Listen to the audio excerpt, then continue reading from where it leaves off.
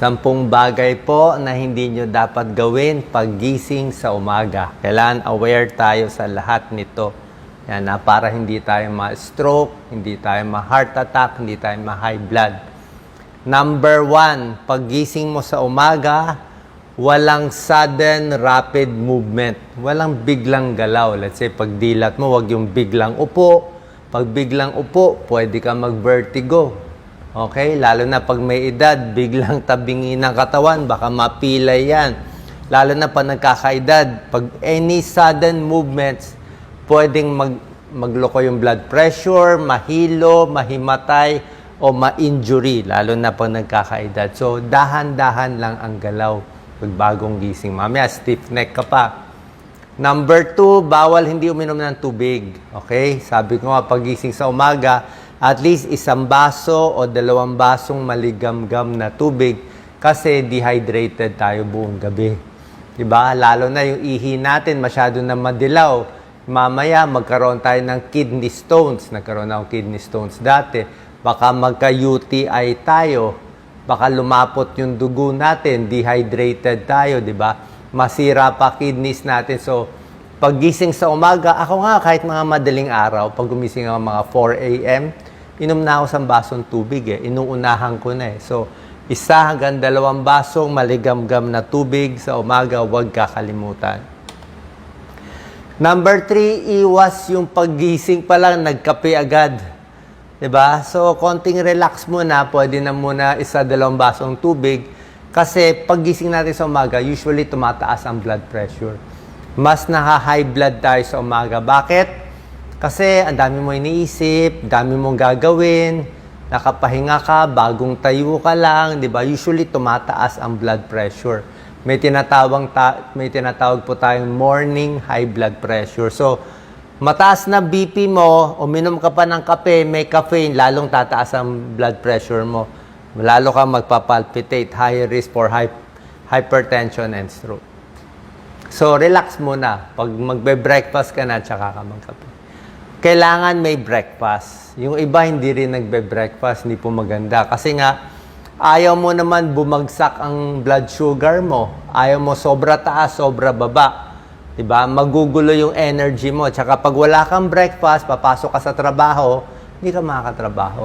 Papasok ka sa school, hindi ka makakaaral. Gugutumin ka. Tapos mamaya, ayan, pagdating ng tanghali, alauna, kakain ka ng marami, overeating. Poor dietary choices. Paano gutom na gutom ka Mas tumataba, mas may diabetes kasi nagloloko blood sugar. Number 5, ito yung problema natin. Ako nga, takot ako magbukas ng cellphone sa umaga. Siyempre, bagong gising ka pa lang, alam nyo sa mga meditation. Sa meditation, yan ang mga tinuturo. Ang pinakamahalaga daw, yung 30 minutes bago tayo matulog, dapat puro good thoughts at positive thoughts lang pumapasok sa utak natin para hindi tayo bangungutin. Paggising sa umaga, yung unang 30 minutes paggising pinakamahalaga. So, dapat mga positive lang, Bible lang, Christian music lang, kung ano man yung religious music nyo. Puro positibo lang, pagdarasal lang paggising sa umaga. Pag chinek mo yung phone mo, mamaya may kaaway ka, may utos ang boss mo, may gulo, may away. So, stress ka na. Mako-chronic stress ka, maaga pa. Kasi nag-check ka agad ng mga bad news Number 6, iwas din sa sobrang sugar sa umaga. Ayaw mo rin naman ng unhealthy breakfast, diba? Sugar high yan Diba? Ano ba magandang breakfast? Itlog, pwede. Itlog, konting kanin, konting isda, diba? Kung ano mang gusto nyo, pwedeng tuna, tinapay, kahit konting pandesal. So, mas healthy. Pero itlog pwede. Saging, prutas, pwede rin yan. Saging, mansanas, kasama yan. Healthy breakfast. Oatmeal, pwede rin healthy breakfast. Number 7, ito ang problema. Siyempre, yung pag nagkakaedad, may maintenance ka na sa umaga, tanghali, gabi, bago matulog. So, wag na wag kakalimutan yung maintenance nyo sa umaga. Actually, wag nyo kakalimutan yung maintenance nyo nung gabi bago kayo matulog. Kaya nga ang payo ko, yung gamot sa high blood, usually maganda rin siya sa gabi iniinom. So, pag ininom mo yung gamot mo sa high blood sa gabi, protected ka na sa umaga. Kasi na-high blood tayo mga 6 a.m., 7 a.m. Paano kung na-high blood ka na 6 ng umaga, 7 ng umaga, tapos iinom ka ng gamot alas 8 pa. So, ma-high blood ka na, hindi ka protected. Diba? So, do not skip medicines for high blood, diabetes, kasi pwede ma-stroke. Lalo na pa nagkakaedad. Hot shower agad. Siyempre, wag naman yung bagong gising. Mahirap naman yung bagong gising. Naalimpungatan ka pa, mag-shower ka agad, di ba? Dapat pahinga muna, relax muna, stretch muna. Kasi kung mainit din masyado, maganda hot shower, pero nagdadilate ang blood vessels natin. So, nagloloko din yung blood pressure.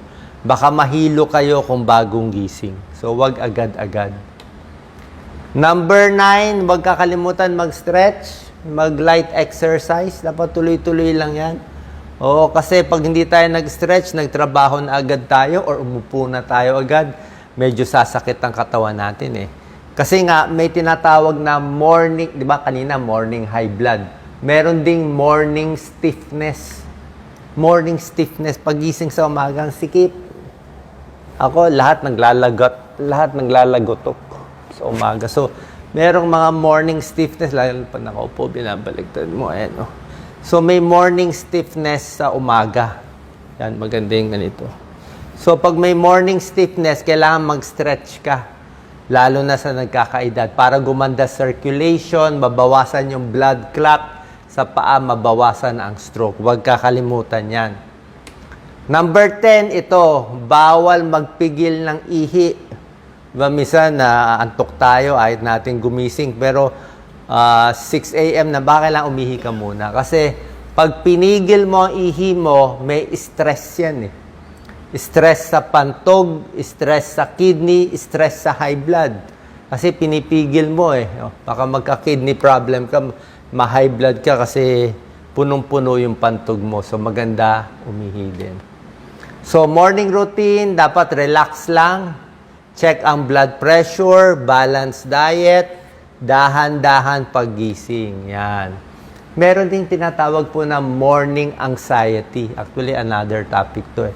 May tao, paggising sa umaga, nervyos agad. Nervyos, ang daming gagawin, di ba? Kaya ito, dapat relax ka lang sa umaga.